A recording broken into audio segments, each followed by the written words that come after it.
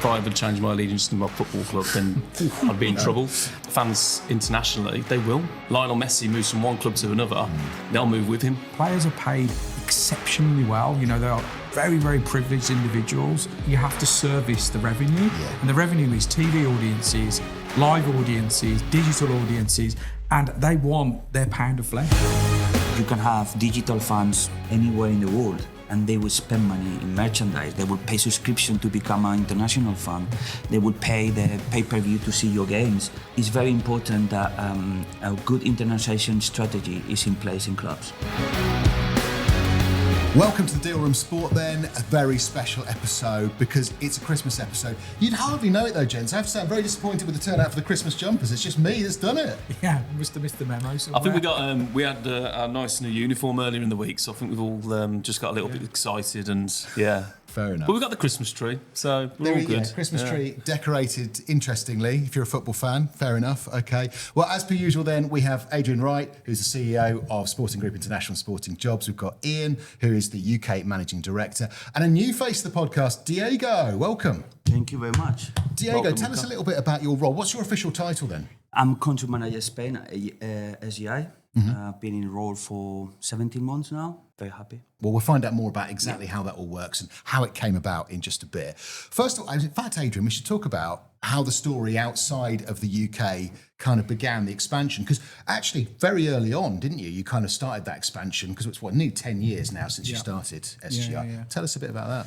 International work has kind of been in my blood really for a long time. I think 2013 was the first time that I stepped foot out of the UK in sport to work in a market that I think most people would have said, you must be mad. You know, why the hell would you go to India of all places in the globe to try and establish a fan base for West Brom at the time I was working for, try and obviously acquire sponsors and just try and effectively put some roots down in a territory that I couldn't see anybody in the Premier League or the UK really had got any form of footprint in. So that's where it started, 2013. We're now going into 2026, so effectively a 13-year period of being wedded to kind of an international plan, which is still in my head. You know, it's probably a 25, 30-year deliverable plan, but it's there, it's live. You know, Diego is another example of us growing, you know,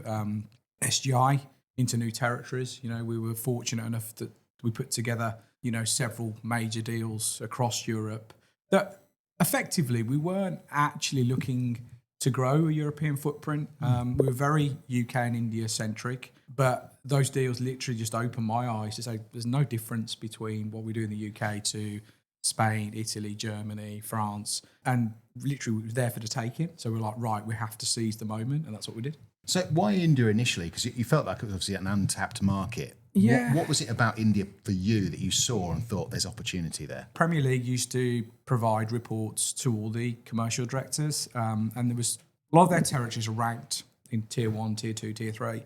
And India was always kind of floating around a tier 2 and tier 3 mark.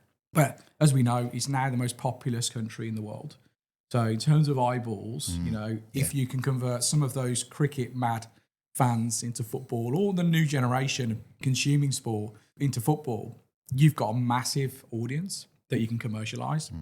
So obviously with West Brom being in an area that, you know, there's a disparate community in terms of there's quite a lot of, you know, second and third generation migrants that have come over from India that also resonated with that local fan base, which was, we didn't have, you know, a lot of people that were from the local community represented at West Brom. The percentage was really poor. And I was like, we've got to do something about that. You know, we can't be on, you know, the doorstep of a community and just them not be in the stadium. It's ridiculous. So I just thought, and probably early days, a bit naive, thinking, well, just because you go to India doesn't mean that you're going to get people from India and other territories coming to the football stadium.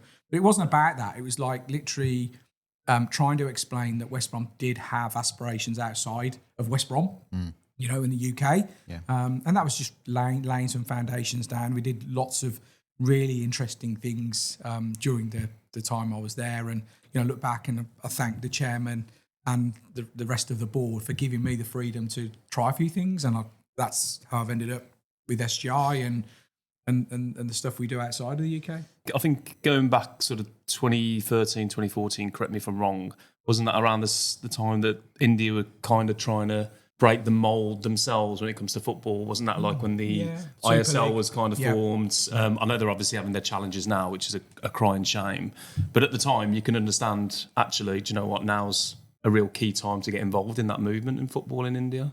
Yeah, I think I got someone on LinkedIn sent a message saying, any chance we can get some of your players that aren't featuring in the squad to come and play out in India? And I was like, I didn't even know India had a football fraternity, and that's how it transpired. And I just thought, well, China was an option, and there was very other territories, but I just thought, India very much had got a British system-based thought process around legal, around finance, and it was just a place that that was the good thing. It was a direct flight from Birmingham International as well. Air India flew straight into Delhi. It was a 9-hour flight, and we had a really good relationship. We got Air India on as a sponsor. And, those are little things that tick the box for me. It's like, well, it needs to be convenient for us to get to. I'm taking coaches out there. I'm taking other board members. Might be taking sponsors out there. Right. I literally, if I can fly from the local airport directly into India, it's a good thing. Yeah, definitely. And of course, as you've expanded from there, you've gone Japan, across Europe as well, which is where Diego comes in, of course. Now, so you're based in Spain, Diego, which is your country. So how did this all come about that you got involved with Sporting Group International? So my background is a bit diverse. I've developed all my career in London in financial services. In 2021, I moved back to Spain to take on a role in SD Huesca. It's a football club in La Liga. I was there for 3 years, heading up the marketing communications department and international business. And after 3 years there, I decided to fly solo, set up my own agency. I was working for 4 months till I crossed paths with SGI. Had a meeting in London with Adrian, and we were so aligned in our vision on internationalization and where the sports business is going, that I was lucky enough to get offered the position of country manager Spain, which I took, and here I am. And so how does your role look day to day? What kind of things do you do? So basically it's pretty much what the guys are doing in the UK, but I extended to Spain. We are looking after sport properties that they are looking for new partners or sponsors. We also support brands that want to enter Spanish market through a sponsorship. We advise them. That's pretty much what we do, really, and find the ways to support those ambitions. Ian, I guess as UK Managing Director, do you work quite closely together with Diego then? Yeah. I mean, and this is one of the things I'm more proud of, is the fact that we've done quite few cross-border, if you like, partnerships or deals, which I think give SGI a real flavour of what we are as an agency. We're not just deal or broker deals in one territory. We have people in many different countries, and that gives us that competitive advantage to have eyes and hands in different countries that facilitate international deals. So for Ian, are you a big relationship, important relationship for you then? 100%. I mean, I speak to Diego literally just as much as I do the team here in the UK, if I'm perfectly honest. We are on the phone 3, 4, possibly even 5 times a day. We have regular teams meetings. Yeah, like Diego alluded to, most of our deals are cross-border. Most of our deals are literally me, Taylor, the team in India on a weekly meeting going, look, I've come across this asset. It's in a unique emerging market. It's a unique sport. Have you got any brands in your portfolio or in your client base that might be interested? And actually, you know what? Most of the time, there are opportunities that are born from that. And, we mentioned it many times, but some of the ones that have happened already this year are the likes of the PDC and Hire. I had a relationship with the PDC and the Matchroom Sport team. Diego from Spain had a relationship with the team at Hire. The two came together, and that's how we created that sports partnership. Very, very similar with some of the stuff we're doing at the moment with Battle of the Beasts and some brands that Diego's brought to the table. It's a huge, huge part of the business and a huge part moving forward as well. So the main topic for this is internationalisation. I had to practice saying that a few times because you can trip over it quite easily. Diego, do you want to take this one? How would you describe that? I think it's hard to say. Yeah, it is. Yeah. I think it's crucial. I think it's key for any sport property to dive into internationalization, which is those actions you take to take your brand outside the domestic market where it operates. Why is it important? If we talk football, I'm talking about Spain, but it's the same in the UK. The domestic markets are saturated. You see day in, day out, clubs are struggling financially to get more money in. So it's important to go elsewhere to find more money.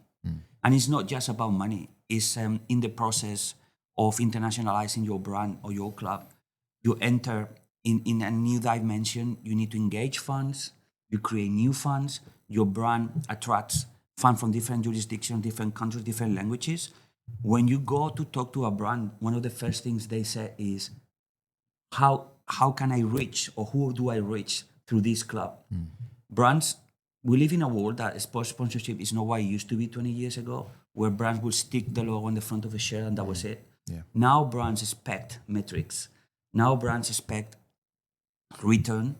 And because everything can be measured digitally, the more reach a club has, the easier for a brand to be aligned with that club. So clubs that are only in that specific domestic market are never going to be attractive for international money, international brands. Brands want platforms where they can show their products, where they can reach new audiences, and clubs need to internationalize. I'm talking football, but it can be any sport. Sure. And it's important, especially as well, if we talk about digital funds, which is something that 20 years ago didn't exist. The only way clubs had to monetize internationally was through summer tours, and even broadcaster rights were not as big as they are now. But these days, you can have digital funds anywhere in the world, and they will spend money in merchandise. They will pay subscription to become an international fund. They will pay the pay-per-view to see your games. So it's very important that a good internationalization strategy is in place in clubs. Adrian, anything to add to that?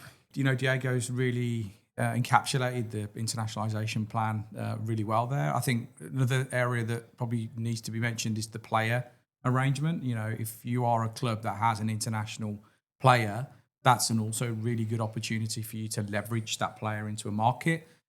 So Japan is an area that we've been working really hard with.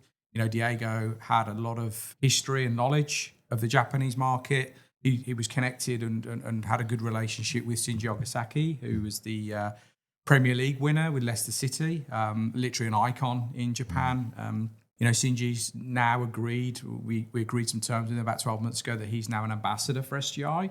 So whatever we do in Japan, Shinji looks at, he reviews, he gives us ideas. You know, if we need him, we can use him. But, you know, we've already done business with a Japanese brand. We've brought a Japanese brand into the Spanish market. They've done a front of shirt sponsorship with a club. We have a similar opportunity, not front of shirt, but a tour that we are very, very close securing for a Premier League club that would see this team travel in July, which is currently in the process of being finalised. It's not a guarantee yet. There's going to be a trip out there in the early part of 26 for us to establish and show them exactly what they're going to get from that visit. So, you know, the players also add a massive amount of value for the clubs to commercialise as well. Obviously, there's a very fine line between how much can you use that player versus the collective. You know, you can't just be seen to be just putting that person or that player, on everything. But there's a chance for you as a club to really, really home in on a market if you've got a really good player for a market that's emerging, and Japan is. Yeah, I mean, some clubs, I mean, we need to look at clubs in different, let's say, levels, if you like. You have the global brands, that Liverpool, Man United, Barça, Real Madrid, that don't need a specific player from a country to go to those countries and be a massive success already, because they already have fans everywhere. If you go 1-2 steps down, a player from a specific territory can be a game changer for that club if that club develops an international strategy around that player.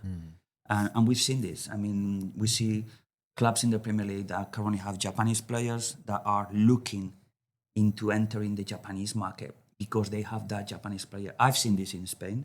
We've seen this in Spain with Mallorca, Real Sociedad, Huesca, Leganés, Eibar, that had Japanese players that opened the doors of Japan as a market, and you saw not only the media coming to cover the games, but you started seeing Japanese sponsors in those clubs. So I think it's very important that when you have the opportunity as a club to activate that strategy. Ian, I'll bring you in on this point just to talk more about why it's so important for clubs. I mean, I think Diego and Adrian have covered it pretty well. There is so much revenue out there. You're missing out on a big proportion if you're not involved in internationalisation. Yep. And also digital fans as well. That might be a phrase that some people might not have come across before, perhaps. Yeah, 100%. And to be fair, the guys covered it and articulated it really well. But I suppose just going back to the sort of player scenario, a lot of football fans nowadays aren't necessarily following clubs. They're following players. Yeah. You know, they're influenced by people and the following. You know, long gone are the days where you could actually change your allegiance. God, if I ever changed my allegiance to my football club, then I'd be in trouble. Yeah. However, nowadays, certainly, fans internationally, they will. You know, if Lionel Messi moves from one club to another, they'll move with him. Yeah. You know, and I think that's really, really important. And you know, if I... Again, as Diego mentioned, you know, if I was a CEO of a club, I'd be working very, very closely with the technical director and the first team head coach to try and find, okay, number one, yes, we need someone with the technical ability to make sure that they achieve high standards for the team. But also, okay, well, what can this do from a commercial perspective for my football club, you know, and how can that genuinely bring in revenue both from partners, sponsors, brands from a particular territory, but also generate a fan base from that territory. And not just a fan base from the territory where that particular player are coming from, especially here in the UK, which is such a diverse country with so many different nationalities. You're also attracting and appealing fans to go to your stadium regularly. Yeah. It's massively important, and if clubs aren't thinking about that right now, then they need to be, for sure.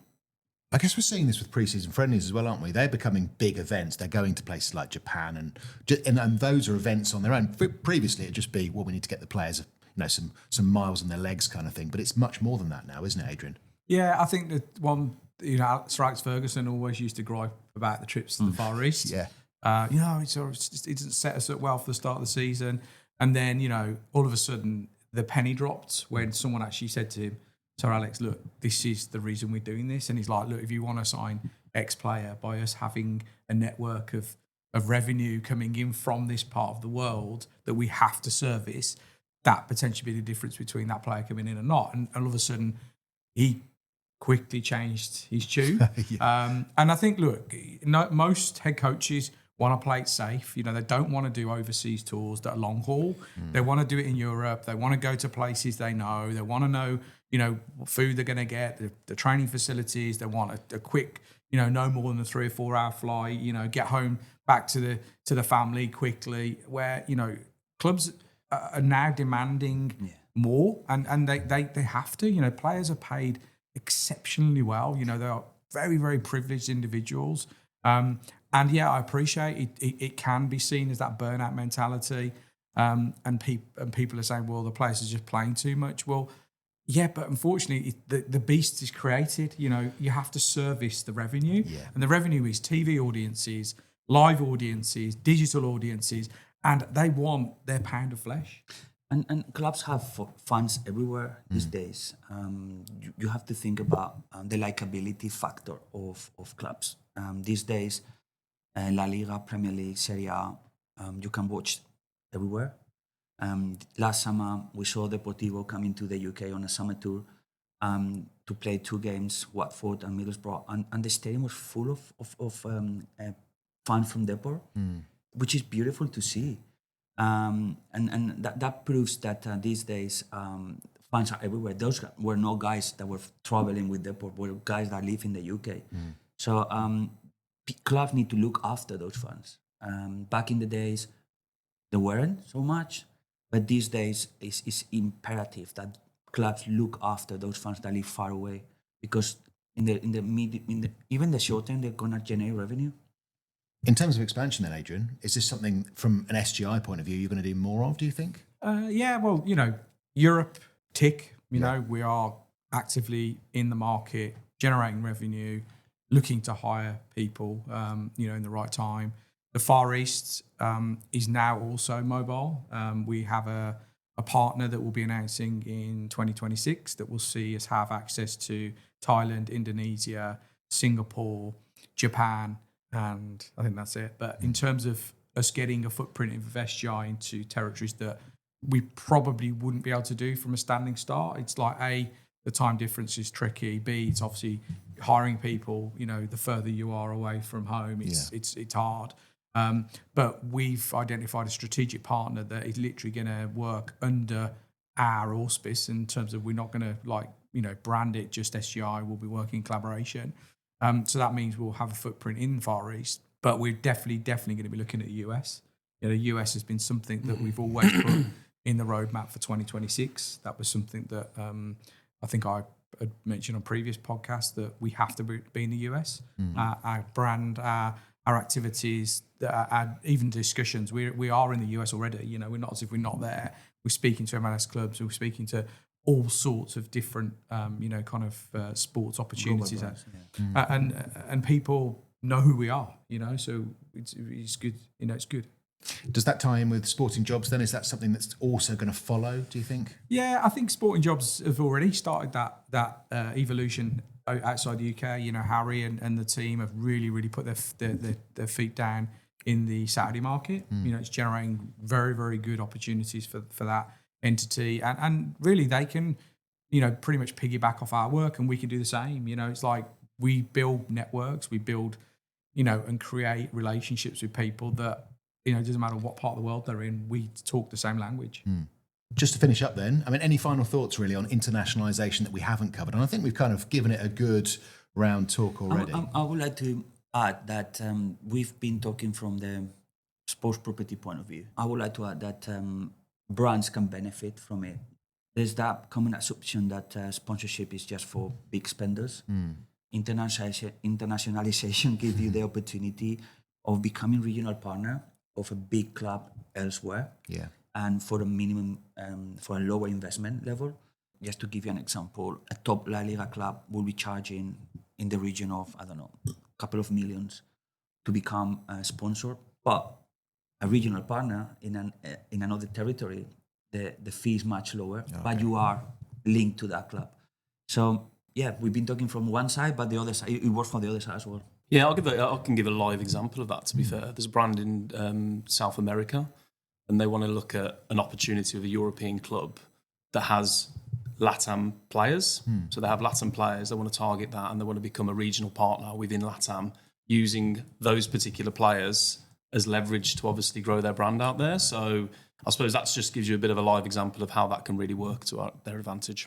Just to round up the episode then, we're coming towards the end of 2025, coming into 2026. Should we get some crazy predictions that will probably age really badly? So what's going to happen? What are the big sporting moments in 2026? The obvious one is who's going to win some of the major leagues like the La Liga and Premier League and Serie A? Who are the big winners? And please do not say Premier League Aston Villa, Adrian. No, our retained partner in Spain, Deportivo La Coruña, 100%. Yeah. They're getting promoted. That's happening, is it? Yeah. Deportivo is getting promoted. It's happening. Right. That's my only prediction. That's the only one you're going to go for. Okay, fair enough. I'm going to get that right. Diego playing it safe. Fair enough. Okay. What are we saying about the Premier League? Have Arsenal got this nailed on, do we think? Mr. Dutton, you called that. I called Arsenal at the did call start, Arsenal, and I'm going to remain with Arsenal. However, I think it's going to be tight. I still think Man City are going to... They're starting to show how good they are as a team. I do hate to say it, but Villa are on a very, very good run at the moment, and imagine that. Who knows? It's a wide open league. Chelsea, they're a little bit hit and miss, but they are a really good team as well. So I still think Arsenal, but I think they're going to be closely followed by. Well, this is something we need to talk about as well, don't we? Yes. Come on, who are we going for the World Cup? Well, I put out there that I think Luke Littler's going to win the World Championship. Okay. So the double header, Luke Littler World Championship and England for the World Cup. Oh, we're actually going to go for England. You're doing it. Okay. I'm doing it. Diego, can you subscribe to that? Obviously not. No. Spain for me.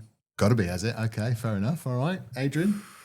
God, it's a tricky one. I think Spain for me as well. Spain, okay. 2 for Spain, 1 for England. Could be living in hope with the Englands. I'd love that as well, but There we go. Well, as we say, these predictions could age very badly. We'll check back and see where we are. Ed, you haven't asked Diego who he follows? Oh yeah, who's your team, Diego? In England or in general? Is it Villa? No, you're in No, it's Birmingham. not Villa. No, not Villa. You have a Spanish team, though. I like Barça. I've always liked Barça, but ever since I was little. Then when I moved to London, I've gone through different stages. Started supporting Arsenal when Arsene Wenger was there. Then I started liking Liverpool. I even followed West Ham at some point. But yeah, I mean, and obviously Depor. Depor. Okay, fair enough. So you are one of the fans we've been talking about. That you're not necessarily affiliated to one club. You kind of float around a bit. Glory Hunter. I was trying not to say that. Well, but in yeah, maybe. England, I've never felt very attached to any club in England, and I've lived in London for 19 years, but I've never felt very attached. I've enjoyed different things from different clubs. I loved going to see West Ham United because the atmosphere was brilliant. Same as Liverpool. But then there was that was the time where Liverpool was not performing so well. So these days in the UK, in the Premier League, if I had to choose a team, it would probably be Man City. Okay. Because of the football they've played, and Pep Guardiola, I'm a big fan of him. But yeah, in Spain, would be, if you push me, it would be Barça and obviously Deportivo. Fair enough. I mean, there was where you were thinking that Ian was the politician, but I think Diego's played a blinder here, hasn't he? Really? Yeah, you are pushing me. It's a good place to leave it. Gentlemen, as always, thank you very much. Have a great Christmas. We'll catch up in the new year. Merry Christmas. Cheers, Merry Christmas. Thank you.